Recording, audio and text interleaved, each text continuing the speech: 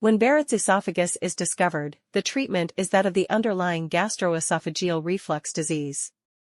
Pharmacological therapy generally is the same as treatment of symptomatic GERD patients. Anti-reflux surgery is indicated if it is associated with GERD symptoms.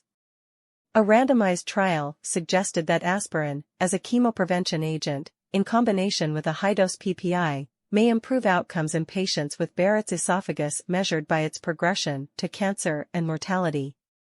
In patients with dysplastic Barrett's esophagus without suspicion of invasive cancer, the epithelium can be ablated or resected. Indication for such procedures in non-dysplastic Barrett's esophagus is controversial. Surveillance or ablation are options for low-grade dysplasia. Ablative therapy aims to completely eradicate all intestinal metaplasia. When the mucosa regenerates after ablation in a non-acidic environment, a neosquamous lining is formed. Ablative approaches that are supported by evidence include photodynamic therapy, radio frequency ablation, and cryotherapy.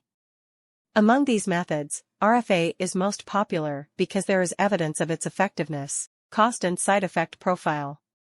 Endo Mucosal resection by the cap method or multiband technique can be done to remove the whole segment of the mucosa.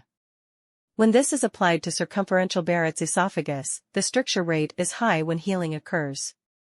The procedure can be performed in stages, allowing mucosal healing to occur first in one half of the esophagus before a second stage to remove the other half, thus lessening the chance of stenosis.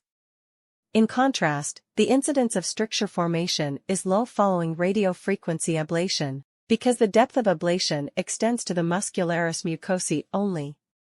Endoscopic ablation should only be applied to fat lesions without nodularity, ulceration, or irregular contour. Such features are suggestive of invasive neoplasm that should be investigated and treated by EMR or endoscopic submucosal dissection.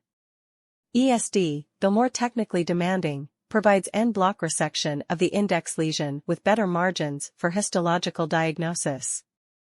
EMR is easier and large areas can be resected in a piecemeal manner. If histological examination of the resected tissue demonstrates the absence of invasive cancer, or T1A tumor, only the biopsies can be regarded as curative. When T1B lesions are found on histology, or when the resection margins are involved, additional therapy including esophagectomy should be considered. Regardless of treatment performed, the patient should enter a surveillance program to detect recurrent or persistent Barrett's esophagus or neoplasia.